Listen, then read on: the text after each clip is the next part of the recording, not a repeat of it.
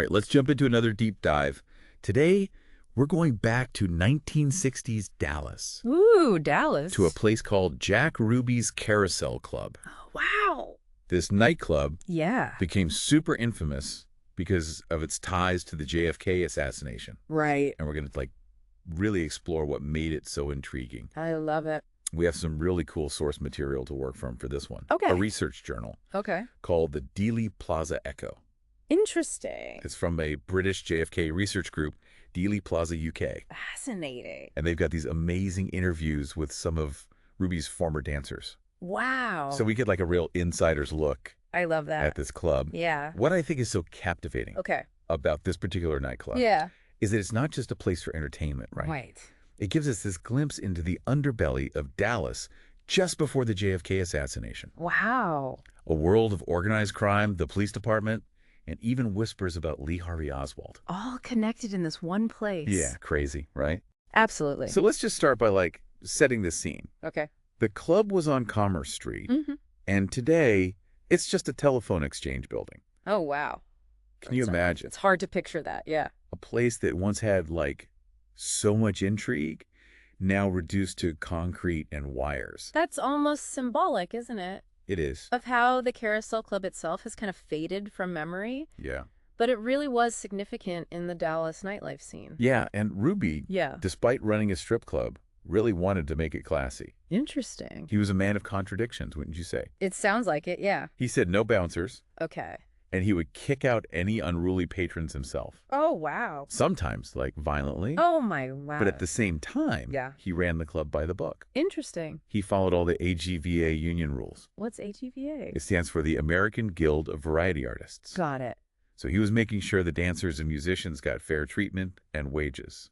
That is interesting, this contrast. It's exactly. We have this guy allegedly tied to Al Capone, a volatile temper, yet he's also running a seemingly proper establishment. Right. There are even stories about him being charitable and kind to his employees. It's mind-boggling. It really is. And speaking of the employees, the Echo brings some of the dancers to life. Okay. We've got Kathy Kay, Okay. Little Lynn, Joy Dale, Tammy True. Right. They were all regulars in November 1963. Just before the assassination? Yeah. Wow. And then there's Cherie Angel, Okay. the Dallas Gypsy. Oh, okay. She was married to a comedian named Wally Weston. Gotcha. And he was a regular performer at the club. Cool.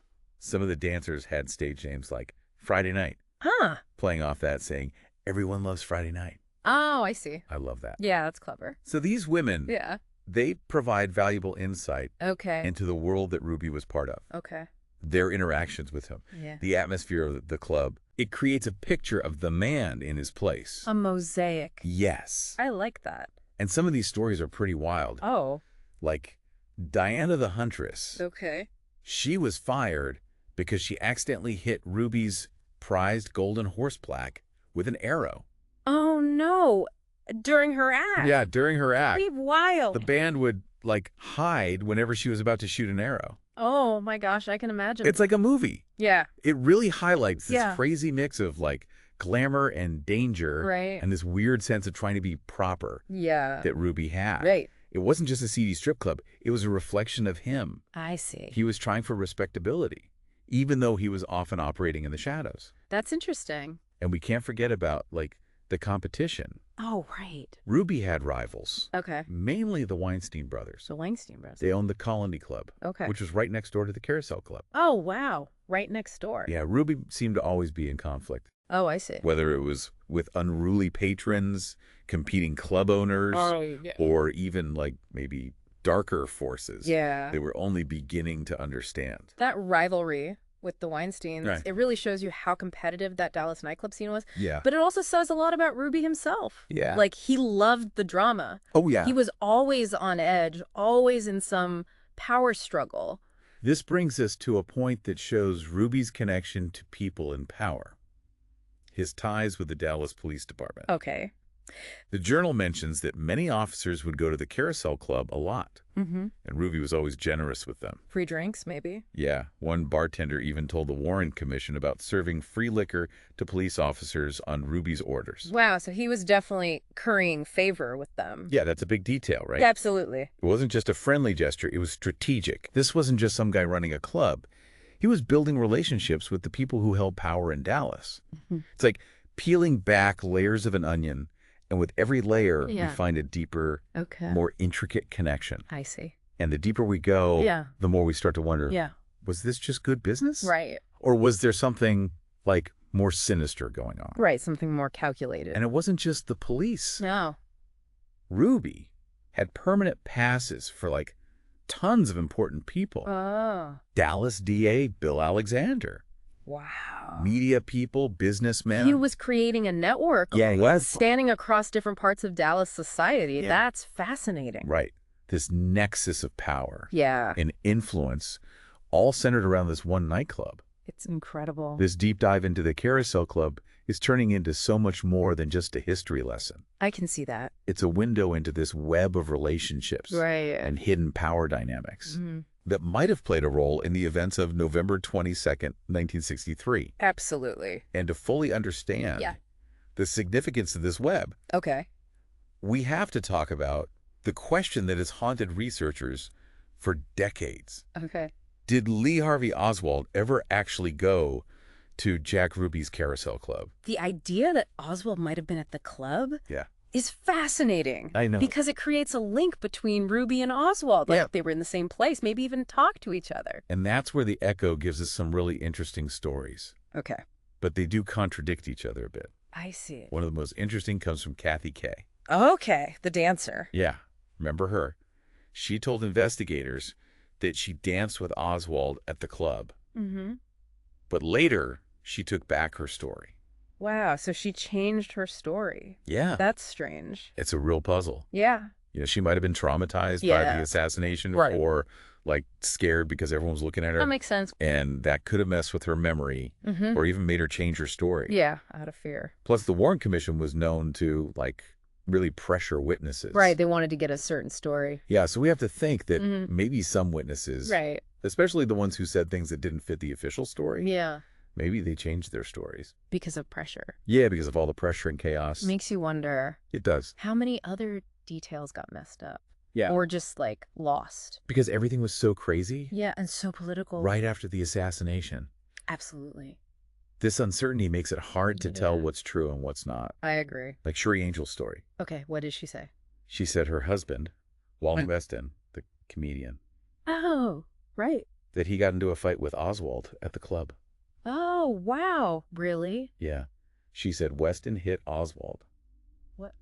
Why? because Oswald called him a communist. Wow. That's intense. If this is true, it means Oswald wasn't just some random guy. Right. He was recognizable enough Yeah. to be confronted. Exactly. It challenges the idea Yeah. that he was just a lone wolf. Right, all alone and unknown. Right. It makes you ask, Yeah. if Oswald was known at this club, Mm-hmm. how involved was he? Right. Was he a regular there? Or was this a one-time thing? Good question. The problem is, Yeah. Weston never talked about this publicly. So we don't know for sure if it's true. Right. It's hard to know what to believe. It feels like every new piece of information we get I know. just leads to more questions. It's like we're stuck in a maze. A maze of possibilities. Yeah, exactly. And just when you think you've seen it all, there's another twist. Okay, what's next? Beverly Oliver. Beverly Oliver. She was a singer at the Colony Club. The one next door to the Carousel Club. Right. She said that Ruby introduced her to Oswald. Really? And get this, she said Ruby called Oswald a CIA agent. Whoa. Wait, a CIA connection? Yep. Now that changes everything. It does. It makes you question everything we thought we knew. Right, about Oswald and why he did what he did. That's a huge claim. It is. And to be fair, Yeah. other researchers don't really buy her story. Okay. But even if we're careful about it, Mhm. it still shows that the Carousel Club Yeah. was a place where, like, different worlds came together, Interesting. where someone like Ruby could have met people. Yeah. From the intelligence community. It makes you wonder It does. what else was going on at that club. So where does that leave us? Good question. Do we believe Oswald was a regular at the Carousel Club? Right. Or are these stories, like, not reliable? Yeah, maybe even made up. It's like we're trying to put together a puzzle, Yeah. but some pieces are missing, Right. and the ones we have don't fit. I see what you mean.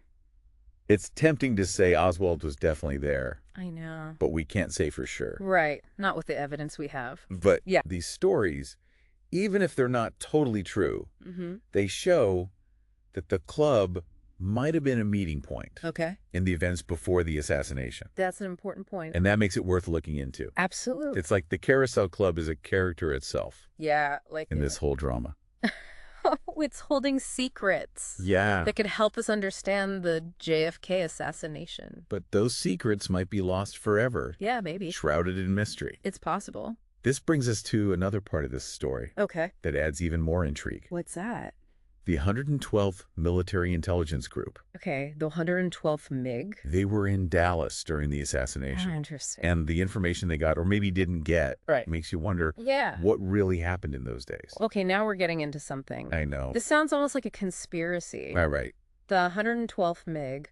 What were they doing there? Well, they were there to collect intelligence, Okay, that makes sense. like doing background checks Mhm. and watching groups that might be dangerous. Right, like subversive groups. And they would also work against foreign agents. Should they were like the military spies? Yeah, They were basically. keeping an eye on things. But what does that have to do Huh. with JFK specifically? That's a good question. Well, this is where things get weird. Okay. Colonel Robert Jones, Who's that? he was the operations officer for the 112th MiG. Okay.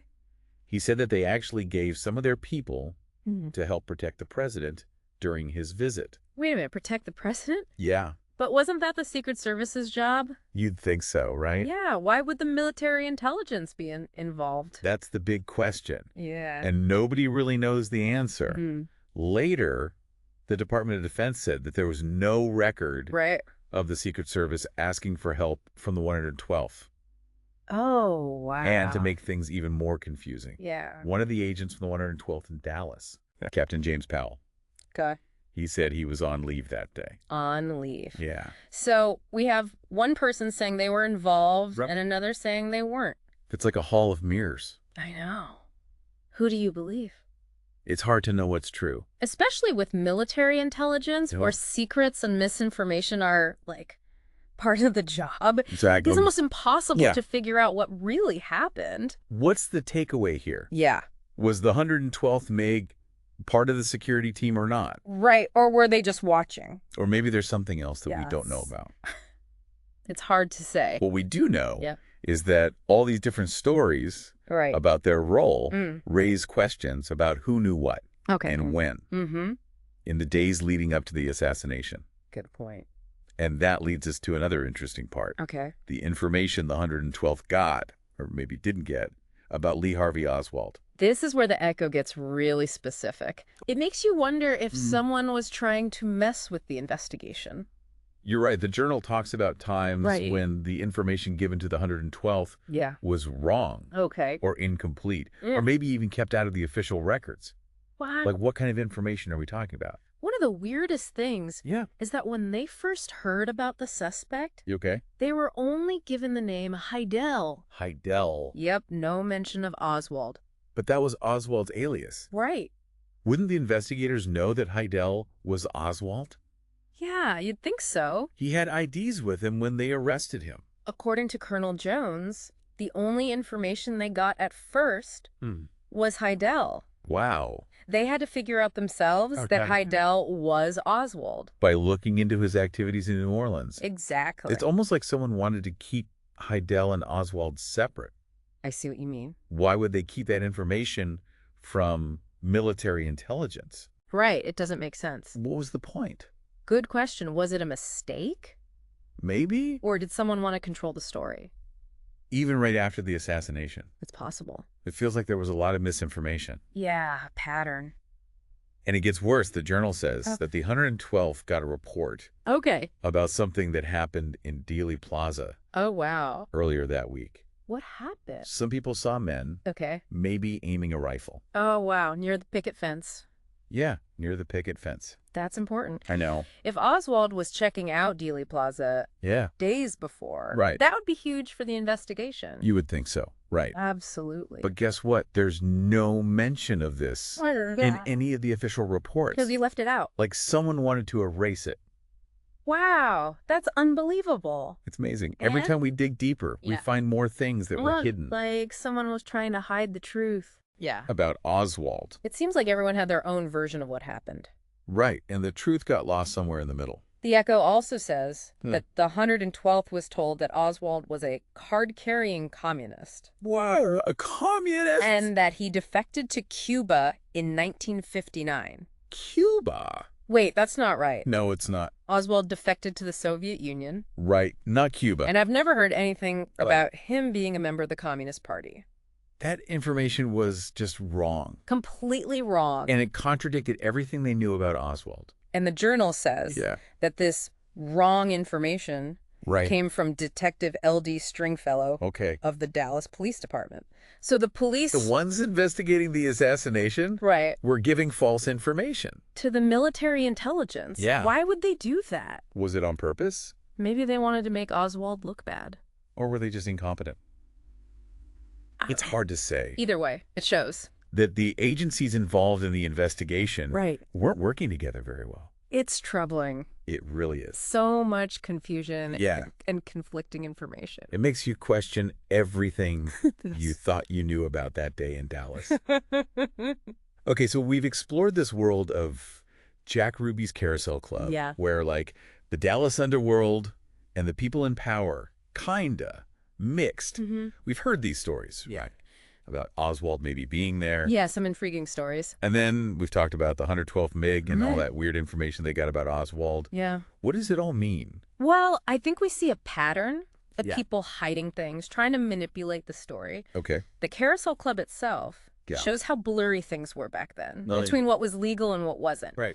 It's where someone like Ruby could be friends with cops, media people, even people connected to the mob. Right. He was in the shadows, but he also knew powerful people. There's like a mini Dallas, right? Yeah, exactly. In 1963. Yeah, a dark side, but trying to look respectable. And then you add the 112th MiG and all that wrong information about Oswald.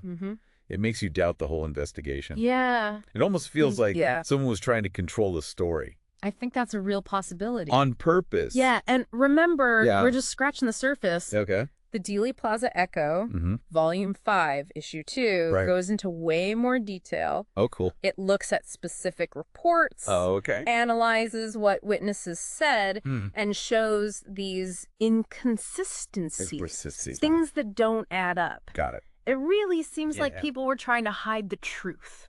About what happened in Dallas. So what's the takeaway for our listeners? The main thing to remember is that the JFK assassination is a story with many layers. Okay. The official story is just one way of looking at it. Right. There's so much more to it. Okay. Intrigue, different stories, unanswered questions. It's a lot to think about. It is. It leaves us with more questions than answers. I think that's the nature of this event. Yeah. But it's important to remember these aren't just theories. We're talking about real documents, real people, and events that changed history. And these unanswered questions make us wonder if we'll ever really know what happened. The full truth. Yeah. It might be lost forever. That's kind of unsettling. It is. Well, as we wrap up this deep dive into Jack Ruby's Carousel Club and the mysteries of the 112th MiG, I encourage you to check out the Dealey Plaza Echo. It's a great resource. Maybe you'll find something we missed. Yeah. Or come to your own conclusions. Exactly. The key is to be curious. Keep asking questions. Yeah. And never stop searching for the truth. Yeah. The most unexpected places. Like a nightclub. Yeah, like a nightclub can help us understand history's biggest mysteries.